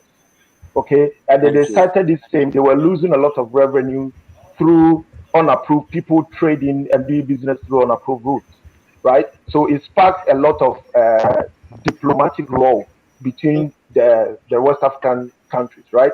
Okay. So what happens in West Africa is that there's a lot of movement. You know, in Ghana and Togo, somebody lives in Togo, he works in Togo and sleeps in Ghana. Yes. Okay, and between Togo, Ghana, and Benin, we share a lot in common. We have families from Ghana, Togo, and Benin in this sub-region. Okay, so what has been the West African problem is that there's a lot of movement. Okay, even in Ghana, a lot of foreigners use unapproved routes into Ghana. Okay, so if you are coming by air, which is the approved route, you must do the 2 weeks mandatory quarantine. But because they use approved routes, you don't find them, and they come into mainstream population, and some of them who have the virus spread the virus. Okay. So like the education minister said, the virus will not move, but people do. And because we have a lot of movement, these unapproved routes, and people are, you know, people had plans, and people had plans before this COVID, because before the borders were shut and all that. Right. But you see, they are still moving. But fortunately for West Africa, our cases are manageable. So with all the 17 countries in West Africa, we have 114,465 recorded cases as at 20th of July. Okay, and out of this, we have 71,088 recoveries, and then we have only 1,940 deaths. Okay, so the death toll alone, as compared to South Africa has recorded like 5,000 and over. Okay, so what is working for West Africa is that I don't know what is special. Okay, but we are recovering. Okay, and our death toll, every life matter, I understand, but our death toll as compared to even South Africa is relatively low. But the major problem we have had in West Africa is the movement. People are not staying where they are supposed to stay. They are just moving with the virus. Have you heard any specific numbers? Have you had any specific numbers in, let's say, these neighboring countries that you just talked about? Okay, so I have I have the top four. The top four. So Nigeria is leading. And you see, the number of recorded cases depends on how the countries test. Okay, so in Ghana, the government decided to go after the virus. Okay, so if you test positive, they identify all the people you have come in contact with, and they go chasing the virus. Okay. Okay, so when you do that, your cases will go up. But in Nigeria, I think it's Ghana and Cape Verde, they are doing the contact tracing. They are going after the virus. But in Nigeria and other African countries, you have to show signs. Okay, you have to show symptoms of the virus, and then they treat it as potential coronavirus, and they test. So the top four in West Africa is Nigeria, Ghana, Cote d'Ivoire, and Senegal. Okay, and then we have Gambia as the country with the least recorded cases. We have only 94 as at 20th. You mean we have only 94 and 4 deaths? Yes, Gambia. Okay. Anything? Yeah, so that is basically the West Africa situation. How about Togo and Benin? Togo has 778 recorded cases, and they have 15 deaths. Okay, and Benin with the 551 recoveries. How about Benin though? Benin has 1,602 recorded cases, 31 deaths, and then 782 recoveries. So, like I said, the recoveries are encouraging in West Africa. Okay. Quickly, I know that the government has taken a measure in this is actually stopping people who are not wearing even the mask. If you don't wear the mask properly, you are stopped by the street and given some type of disciplinary action by the law enforcement. Now, is that legal? Is that something the government has mandated to be done, or this is just people trying to make sure that people do the right thing by wearing the mask? Yes, I don't know of any position of the government, but basically the security services are in charge, and I think it is something that they are doing. You know, it's a collective thing. Okay. Okay, you can't protect yourself and leave a brother. We must all do this thing together. All so I don't know. I think the human rights people will start coming into it, but yeah. I think so far it's yielding positive results. Yeah, maybe I know that now. Just before we continue, you mentioned security, and all that, and then I would like people to understand. Apart from you being a student at Wisconsin University in Ghana, you are also in the law enforcement agency in Ghana. Yes. I'm actually a military officer. I'm with the Ghana Army, and then I've specialized in investigation. Investigation, okay. Yeah. I hear you protect. You're one of the people who protects the president. You know that. Okay, that's what I'm not sure about. I'm just trying to make sure if that is true. So we have two strong military people on platform today. My brother Maximilian. So you give us a very great insight as to how things are going on here. Do you think that socially life has been affected in the United States with regards to people going out to party, people having events and whatnot? Do you think people are really practicing social distancing, or the party is going on regardless? Because you hear issues going on in Florida, the Miami, the beaches are full with people having fun. Yes. Yeah, your take on that? You know, I've noticed that people are not social distancing. Right now, there are many, like the public bus system here. They had covered one seat where you could not sit in it, and then the other seat you could sit in it, trying to make people social distance. But you have so many people. Once they told people to go back to work, they told people to go back to their occupations. That's where the trouble began. You know, when they had it shut down, it was easier to social distance. But once they opened everything back up and sent everybody back to work, that's when the trouble started again. Because now when you take those public transportation, the trains are packed. It's impossible to social distance. The buses are packed. It's impossible to social distance. When they had it shut down, it was easier to social. Yeah, we understand. Yes. Yeah. So I will say this: the reopening of everything is the nemesis of the people here, because the social distancing they were trying, and they're still trying. The stores have spots that you have to stand on. The buses were the same way, but now that everyone is back at it, now that the fear has kind of left a little bit, because even, they've told people you really don't need masks all the time.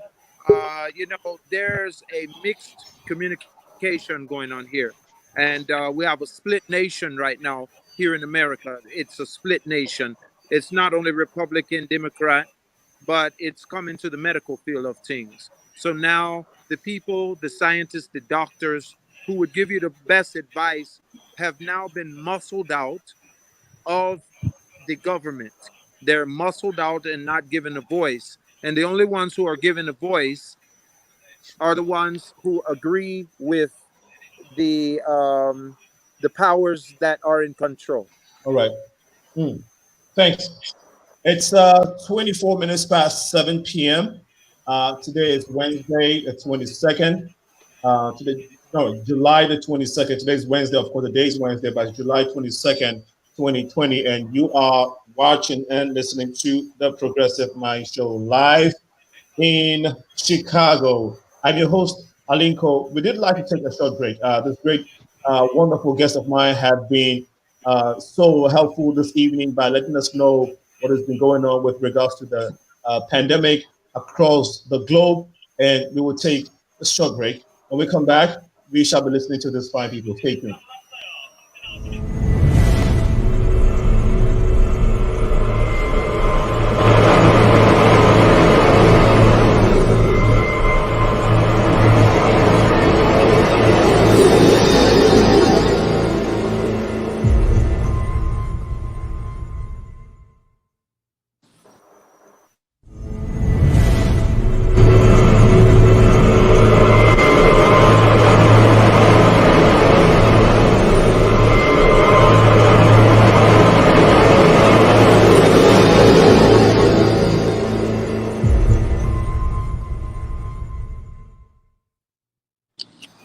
Welcome back.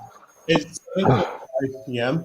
This is the Progressive Mind Show. Again, we are talking about COVID-19 pandemic. Its effect on the African people, Africans on the continent of Africa, and Africans living in the diaspora.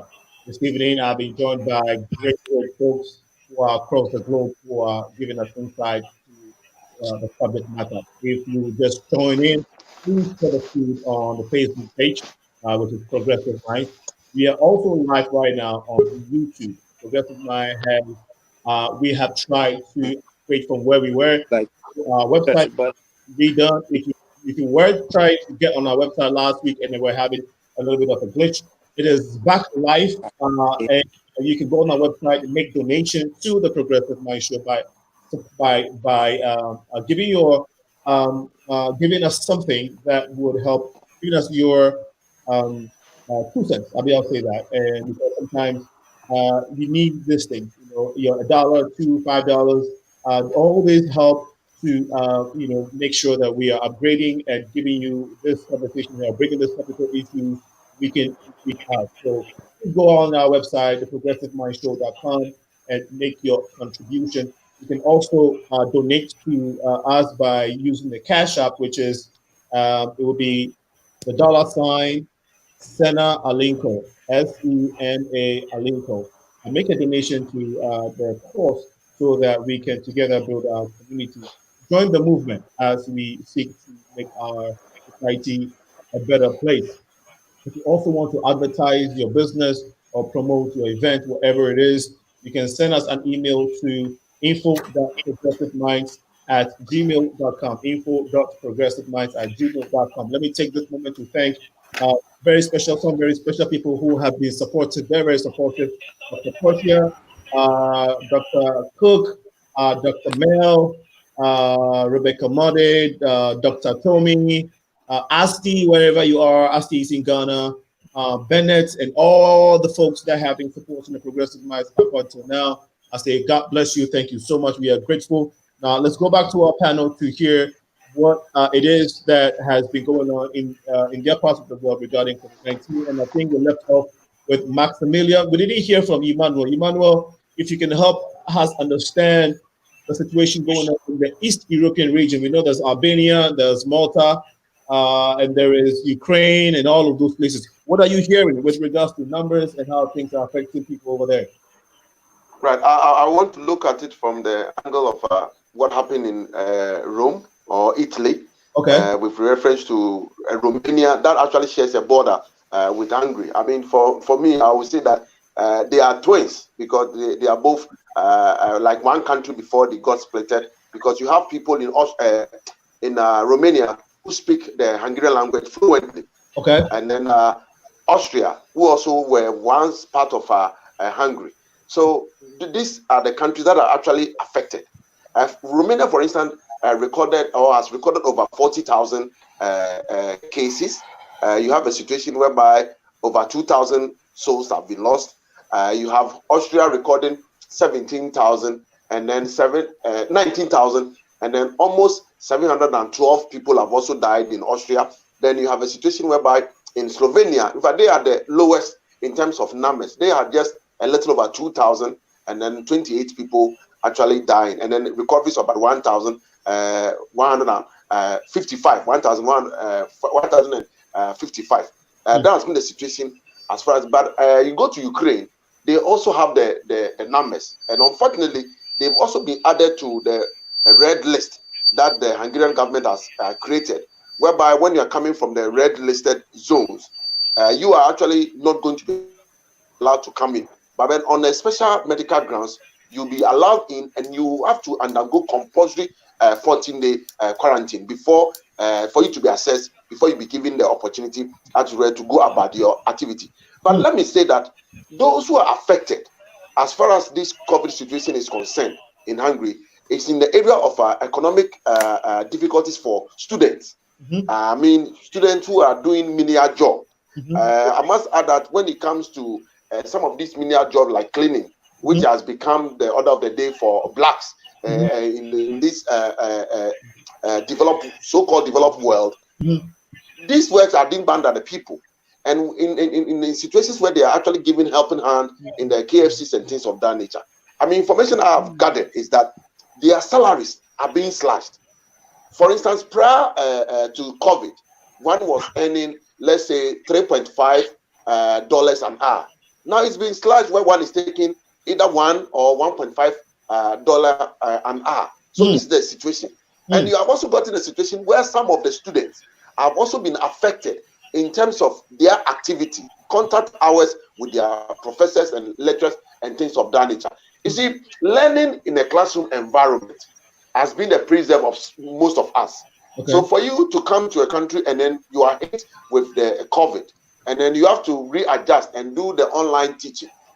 Even if a friend I was interacting with this afternoon was of the opinion that he is a master's student, that we even had a situation whereby a professor had to go close to the camera, and the thing that he wanted to show to us, show it to the camera before we could actually see what he wanted to tell us. And then students were also to do some laboratory work.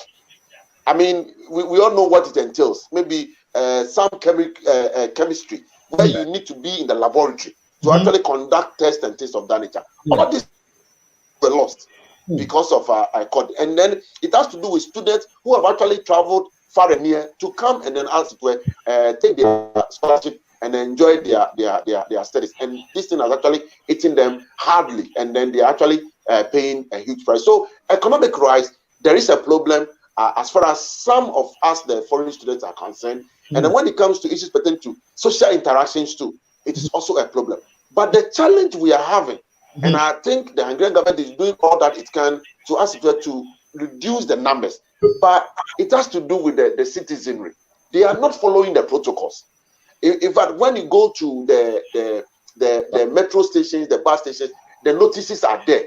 Now, the Hungarian government has introduced what we call Oti or Sargot, Oti or Hangot. That is your community, your voice. I mean, that's the Hungarian interpretation of it, whereby they engage them, people in the communities, to give them the education. But when they come to the city centers, they are not following the protocols. And for we, the foreigners, that's the challenge we are actually having. Because you want to follow the protocol and go out there and want to do your purchases from the departmental shops and things of that nature. But by the time you get out of the dormitory, by the time you get out of the hotel where you are sleeping, you meet people, they are not actually following it. And then one other area, like the brother from Southern America said, is it Colombia or so, or the Jamaica made reference to, the younger ones are not, as it were, boarded. In fact, on Fridays and Saturday evening, when you come and see how they party hard and things that they do with that following the due protocol, it's quite worrying. But what can you do? Most of us are foreigners. It is said that when you go to Rome, do as the Roman law says. But you have a situation where the citizens of the country are not actually following the law. Then I want to make a quick reference to what the colleague from South Korea or something said. And for me, this is something that should be a wake-up call for our African leaders. There has been that coordination whereby those in the Asian world came together and were able to put things in place. Currently, the European Union is also putting in place a package for European countries to ask. I'm not hearing of ECOWAS. We are not hearing of AU.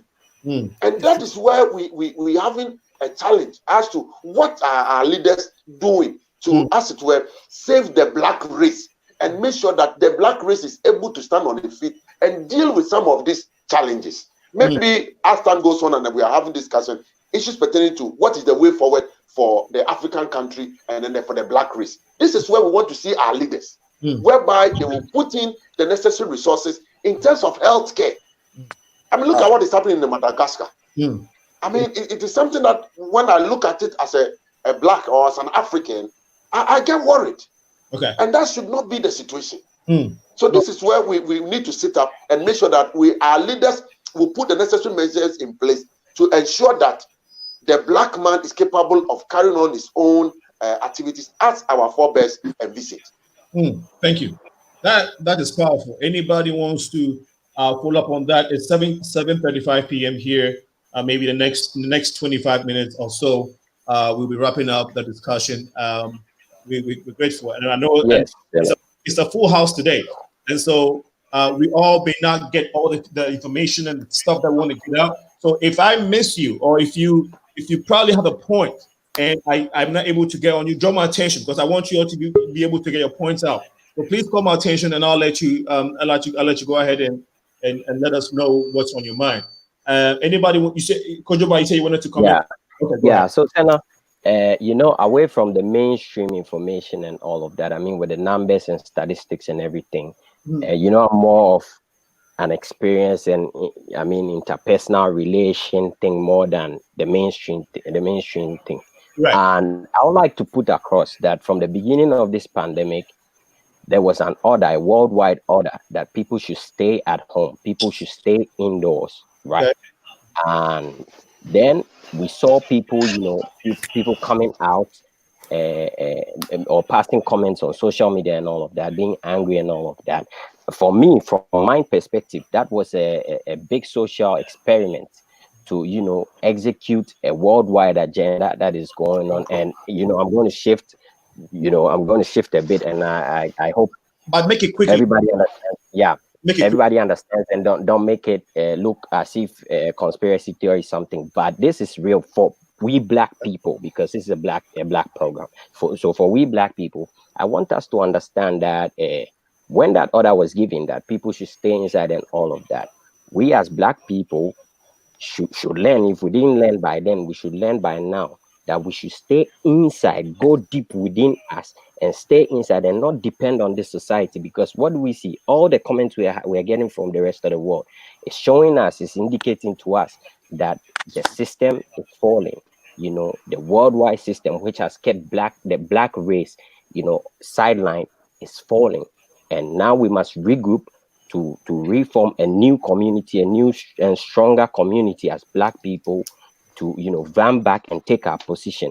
And so I'll urge every black person listening to me right now, this is not a racist thing, but I mean, this is for us black people to know that we should stay within ourselves. Now that they are forcing us to stay within themselves, they are giving us masks because the virus is out, and they are giving us masks to look like robots. We can share or express how we feel from within on our faces and all of that. It means there is a big change here, and that means that we all should prepare for a new world. We can talk about all the mainstream facts and all of that. That is there on the side. Okay. But this is not about young people following others or older people not following others. Aside from that, that is the fact too. But aside from that, we should all stay inside, go deep within us, dig from within us, and know that a new world is here, and we should be prepared to face it. Yeah, Alingo. Yeah. Alingo. Yes. Yeah. I just want to add up to what our brother, Mr. Emmanuel said. Okay. You see, with the problem of Asia, like Asian strategies, like when Asians want to treat an issue at hand, they forget all their differences. Okay. They forget who is fighting to be in the market, political reasons. They forget it and they attack the matter holistically. But if you look at if you look at Africa, which we all come from, whenever something is happening with Africa, we try to throw political light into it. Then there will come people like Ghana, people will be on the MPP base, the NDC base. That does not help. This is a national pandemic. You all treat it as it is. You see, if you come to Asia, when there's issues, they all come together, no matter their differences. Right. They gather resources. Every money you have, every treatment, their doctors, they display them all over. They spread them all over Asia. So whenever you go to any Asian country, the laws in Korea, you see battling China. Because they are all moving. That's why they have something called the Asia Tigers. So if you study with our development and with whatever we do in Asia here, we are moving towards a particular course. So you meet your brother in China, he has the same ideology. You meet your brother in Korea, you have the same ideology. You see, so when the China issue came concerning black people, we all stood against it, and they listened to our cry and they fought it. That no, this can't happen. We are Asia. You see, and if you look at it and bring it, you narrow it down to Africa. It's like Africa, everybody wants to be his own lord. Everyone to lord over his own territory. There's no caveat that everybody, there's no lay down procedure everybody's following. You see Nigeria doing this, you see Ghana doing this. So our edge, we as Africans and young people coming there, we should not copy the footsteps of our elderly. We should come up with something different, like the Asian trick. Because if you look at past times, Asia has never been the best. But now look at Asia. Okay. Dominating all over the world. Okay. No, that you have a great point.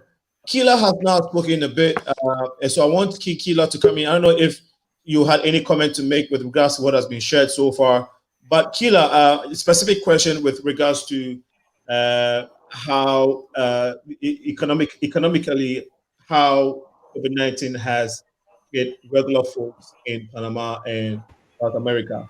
I know this is something that has affected everybody, but you can tell us how people are struggling. Here in America, you have a lot of organizations who are giving out free food, and a smaller group just coming out and helping, and even when there was a rout, the protests and all that, people came out and decided to put money together to rebuild stores and companies that were looted. Can you help us understand how people are literally surviving in Panama economically? Yeah, speaking about that, to be honest with you, a lot of people has losing their job. Even myself, I am a teacher, and my contract has been suspended since April.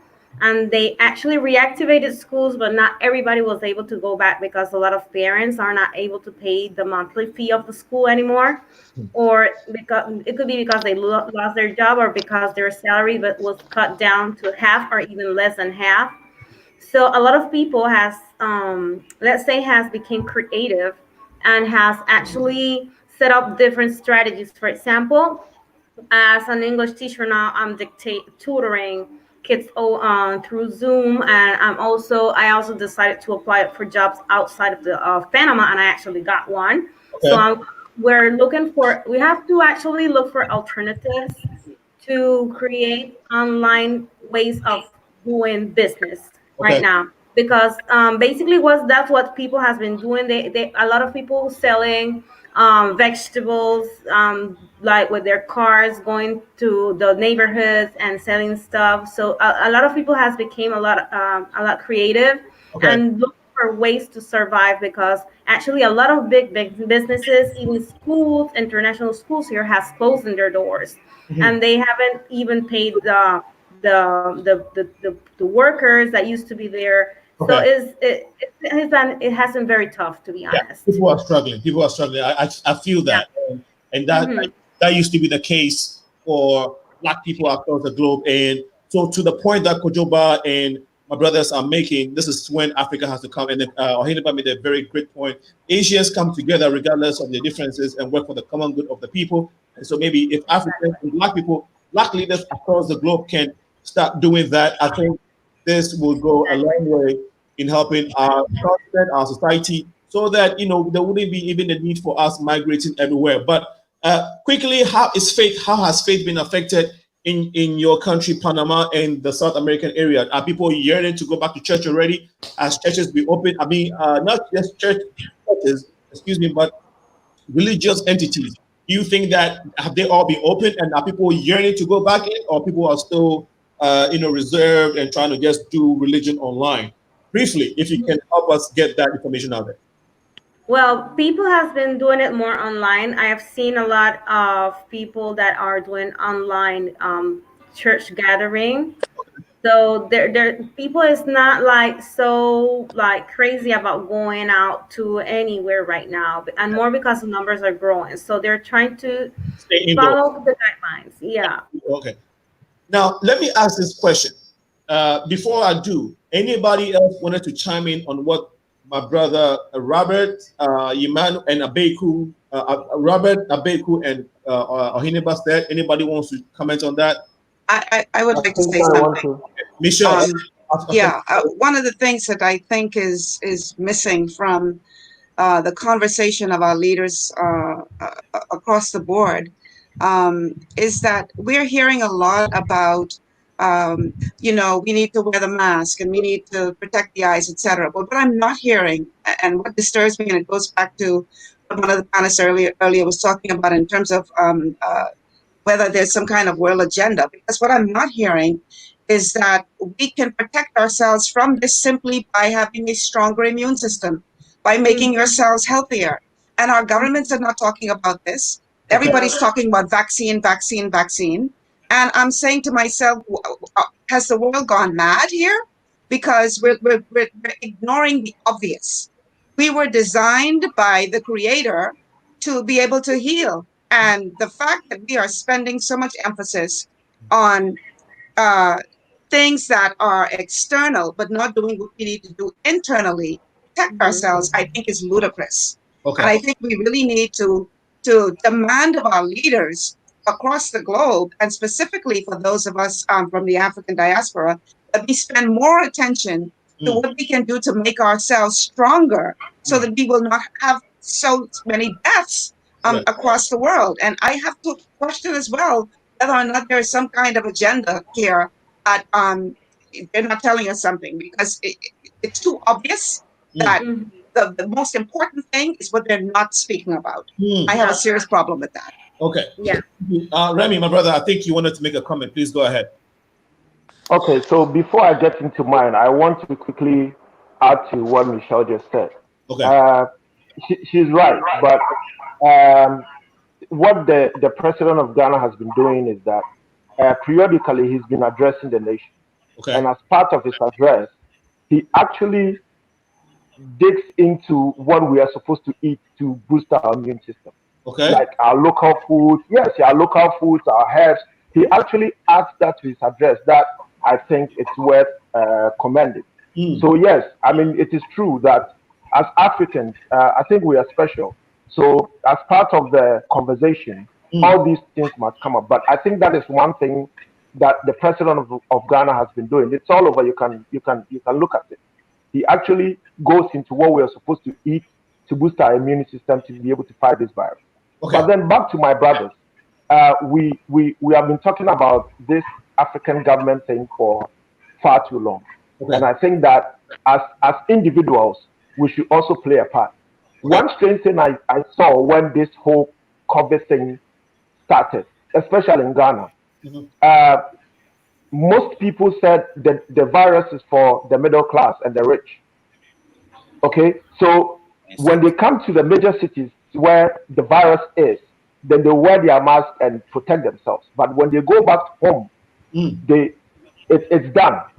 Okay, and then religion, the part it played for me was it didn't help, especially from the beginning, because people believe it was satanic. Okay, so pastors will come on social media and want to cast away coronavirus. Okay, instead of teaching us what to do, instead of telling us what to do, they put the virus in a box like it's a satanic disease or something that has been thrown on us because we are sinful and God is punishing us. Okay, and you know Ghana, I mean, you know Africa, we are religious. People spend like 4, 5, 6 days in the church. The churches are commanding the people. A lot of people are in the churches. Okay, so our church leaders, our religious leaders, I thought it was the time for them to educate their members on COVID because it has come to stay. Okay. Okay, when Ebola started, okay, we were praying instead of doing the right things, instead of putting the right measures in place. We were praying that Ebola. So you get one of them actually saying that just like Ebola didn't come to Ghana, COVID is not going to come to Ghana. Okay. Okay. So I think that it is about time we also change our attitude as a people. Okay. Okay. A woman was stopped in town for not wearing mask, by the police, and then she said that the God she serves will protect her from COVID. The God she serves from COVID. Yeah, the God she serves is on the news. It was on the news. We all saw it. Okay. That is the reason she gave for not wearing a mask. Okay. So I think that as Africans, it's about time we take stuff into our own hands and do something. Okay. We have to change our mindset too. Okay. That is the only way that our government will take us serious. Okay, thank you. So you want, from your perspective, Saligo, I say something Yeah, on the religious aspect. Yes, I'll let you come in. My brother, okay, so to your point, Africans have to be more pragmatic and practical than just being very more superstitious. Okay. My brother wants to come in. Go ahead. Was it OHENEBA? Someone? Yeah, Lincoln. Okay, Max, I'll come to you. Max Keelan has not spoken in a while, so let me get his viewpoint. Okay, thank you. Yeah, let me get his viewpoint. It's 7:50. 7:50. We only have 10 minutes, so please keep that in mind. Go ahead. I'll be quick with my response and everything. The Sister Michelle hit the nail right on the head. I agree with her. What the problem is here is when it comes to the flu, when it comes to a cold, immune systems can be boosted, and we can still boost our immune system with turmeric, with oil of oregano, with many different things that our ancestors have passed on to us, many remedies, the roots as we call them. But we have a government now that has engineered this. See, it's different when you have an engineered disease. When a disease is engineered or a virus is engineered, it means that they have thought about every remedy that we could come up with. And that's why we have to look at this as biological warfare. It's different than just a virus or a cold or a flu. That's what makes it different. This is biologically engineered to fight off most things. And they know, and I hate for it to sound like a conspiracy theory, but they know that we are people who eat many different foods that give us high cholesterol, high blood pressure, other things. So they engineered this for those of us who don't have the money to be able to pay for the Medicare, that don't have the money to be able to go to certain places to get checked out because of even the different people have prison records, all kind of things that don't allow them the jobs to be able to pay to get the Medicare and other things to be able to get checked out or even go to urgent care. Okay. So by the time they set back and they remedy, and that's what they're hoping in their ploy of engineering this, they're hoping that you'll take those 2 to 3 days that it usually takes us as an awesome people to throw things like this off because we have all of the recipes of the grandmamas and the ancestors. Okay. But they tried to engineer it against it. Okay. Thank you so much. We have 7 minutes to go. If you want to ring in, we got so caught up, and I'll say this is a very big topic, and I understand from my guests that my guests are asking for another round, a part 1, a part 2, or 3 of this. Are we all in favor? I mean, is everybody in favor? Yeah. Because then I'll tip this one real quick because for me, for example, the first half of the conversation, I'm not really into that, like where we are, what we're doing, and all of that. Yet that's good, but I'm not really into that. I want us to go deep down where the solution is, where the solution is, not what is happening right now. Because we as Africans, we need to regroup and reform and form against this thing that's going on. That's what we need. Alingo. Yeah, it's very true. I'll let you know. Reason why we break it down, that's always the first step, right? Because you have to lay a foundation, and then you can dive into this. So this is the icebreaker. We want to get again your perspective. We want to know what's going on. So now that we're getting at least people's minds into thinking of, so in the United Kingdom, this is what is going on. In Asia, this is how Asians are doing things. So now we have a good understanding. The ground is fertile. When we come back, we can build off of that. So this is a starter. We're just getting the appetizer, right? We'll get the entree very soon. So I get it. Let me take this one real quick. I want to take this one real quick. You see, when the sickness, when the disease emanated from Asia, Africans were joking. American, you see, their president was joking with it, but Asia was not joking with it at all. Okay. Holistic approach from day one. Okay. So this sickness came to a standstill. So the only thing I'll tell Africans, we are especially Ghana, which I'm a Ghanaian, Africans in general, we should know that whenever there is something in other parts of the world, Africa is the second largest continent, so it's very easy, and we are spread across the whole world. So we should never joke with any sickness that comes across. We should stop playing political games with it, because the Asians, they structure themselves in any way. They are always prepared. An Asian man is always prepared. So we should just take it like we should always be prepared for anything that comes our way. No jokes at all. An Asian man is always prepared. Asians are always prepared. Well, on that note, we will just take a short, quick break. When we come back, we shall continue with this. Stay tuned.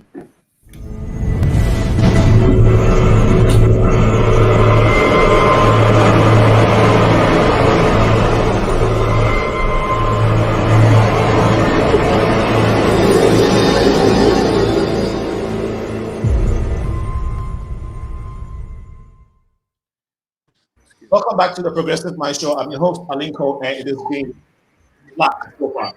Great insights, great conversations. Like they're saying, this is just the beginning. We will be expanding on this. There's going to be a part 2, a part 3, a part 4, a part 5, maybe there will be a hand. Because issues regarding the Black race, African issues of pandemic of this nature are endless. There are so many intricacies to it. There's so many moving parts, and we can divulge all of it, let's say in 5, 10 series, whatever, but we will try our best to touch on things, deliberate on things that can spike our, I'll say our perspectives or our way of thinking, and hopefully we can get to a better place as a people. It is about just 4 minutes. We'll try and split the 4 minutes, 20 seconds here, 20 seconds here, so everybody can have a little bit of the remaining of the time before we close out, okay?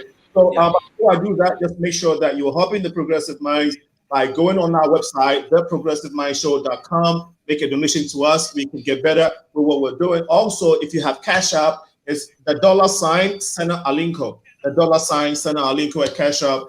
Make some contribution to us. I know the government is giving you all money, okay? The government is giving you all stimulus check. So please share. A little donation will help. All right, so let's. I wanted to say something. Last word. We'll take a last word. We'll start from 20 seconds. Robert, Amo, give us a last word while we wrap up. Right.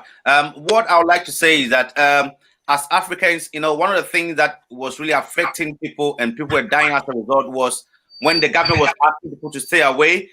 Those that were working in public sector were taking extra hours and they were being exposed more. So I would say that people have to be very cautious and not just follow, money and go and kill themselves. And lastly, what I would also like to say is that the government, your government, wherever you find yourself, the government might come up with whatever policy. It might be in theory, but in practical terms, it's up to you, the individual, to protect yourself and keep yourself safe. Thank you. Thank you. Yes, Kojo.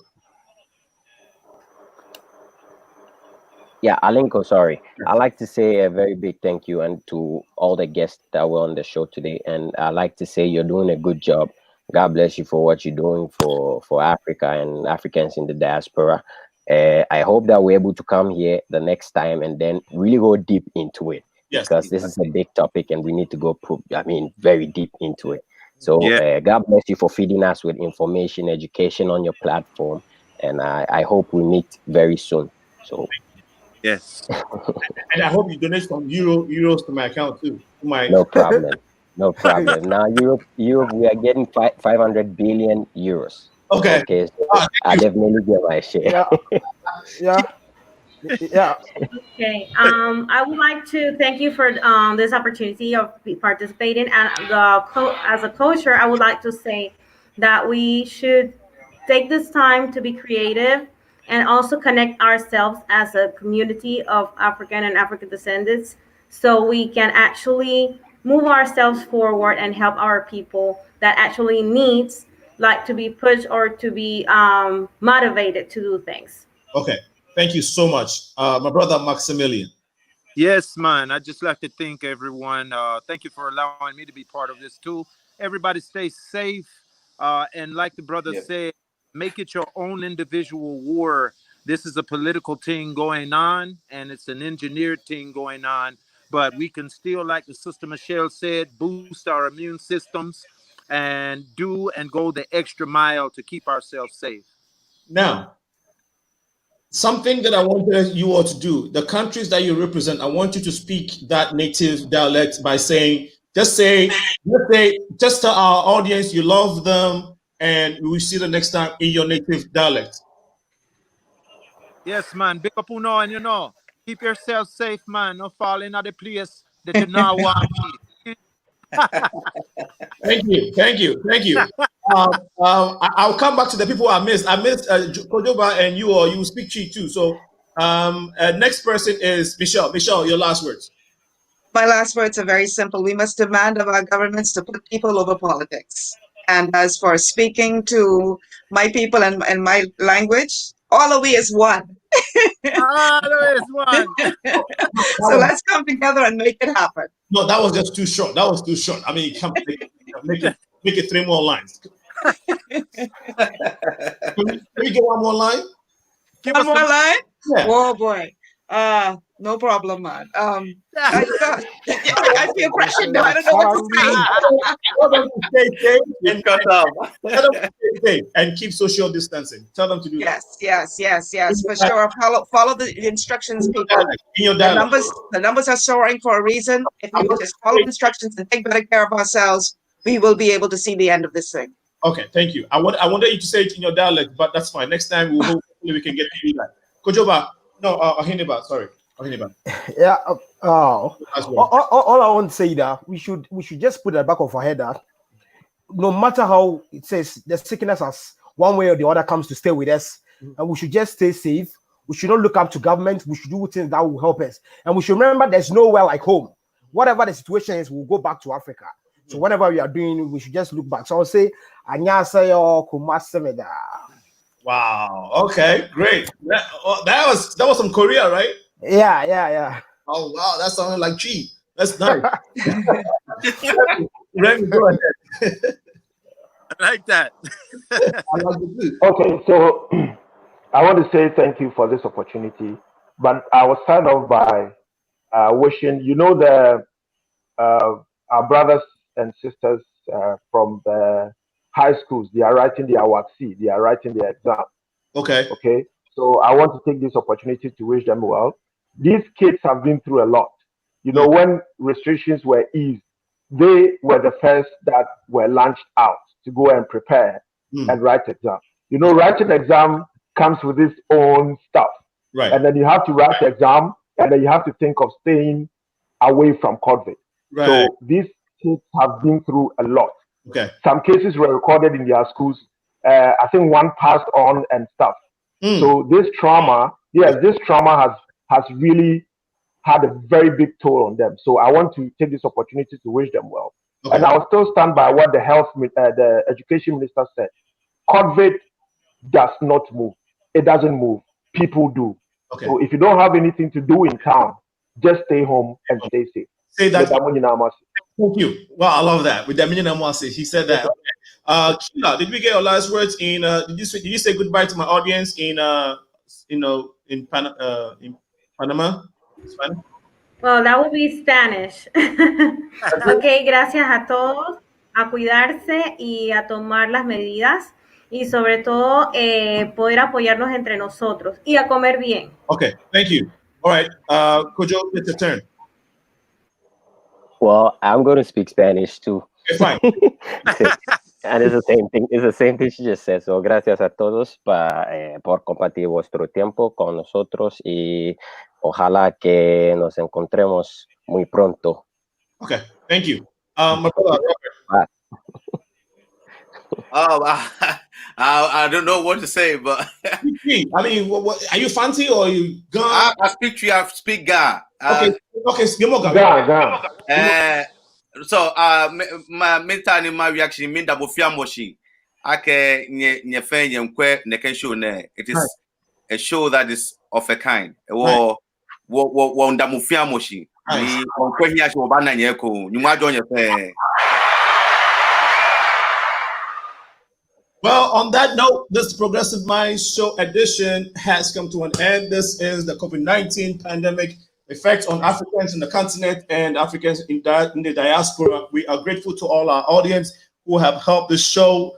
Dr. Tommy, Dr. Melinda Harris-Barrow has been here, Dr. Portia, and we had Dorothy Brown also joining us. Dorothy Brown, thank you so much. CB, Johnny Woods, Yaira Agboka. If I missed your name, please forgive me. Emmanuel Kane Moto also joined us. And who else? I have RYRN Derrick.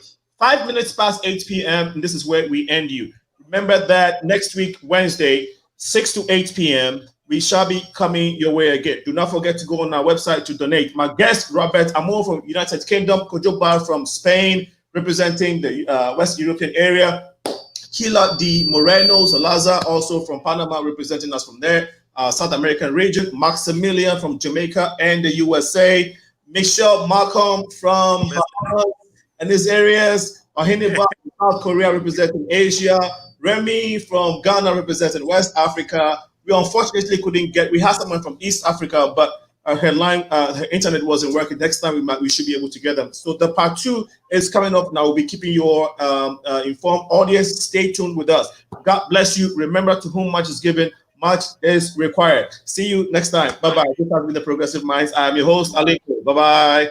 Hey, one love. Bye-bye. Bye-bye. Bye-bye. We'll see you next week.